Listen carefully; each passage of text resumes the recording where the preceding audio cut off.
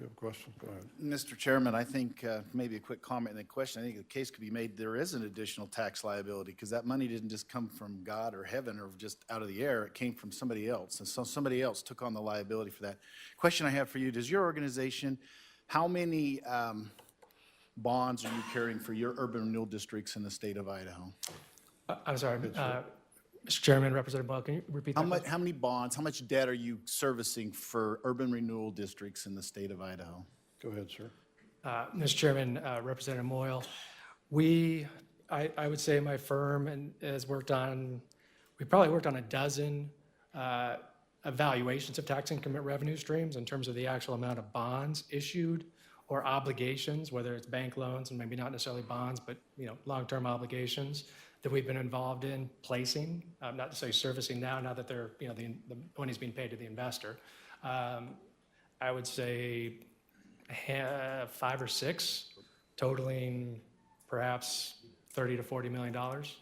Mr. Chairman? Go ahead.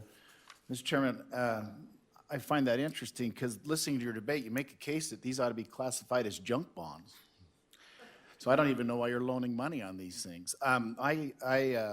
I tend to agree with you. Maybe that would help alleviate some of the problem, and maybe having a vote would help those bonds classification go up because the people have supported what you're trying to do.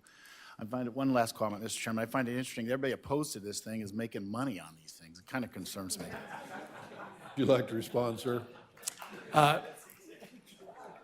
Chairman, Mr. Representative Moyle, I would like to comment on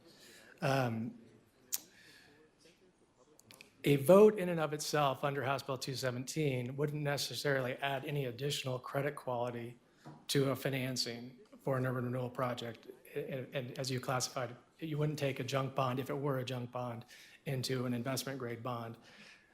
Clearly, a public vote backed by an unlimited property tax stream required by a 2/3 vote for a municipality would take it from junk to a higher level. Yes. Mr. Chairman. Go ahead. Mr. Chairman, if we made that amendment to this bill, then would you support it? Because then you would have what you wanted, a 2/3 vote and a stream that's guaranteed.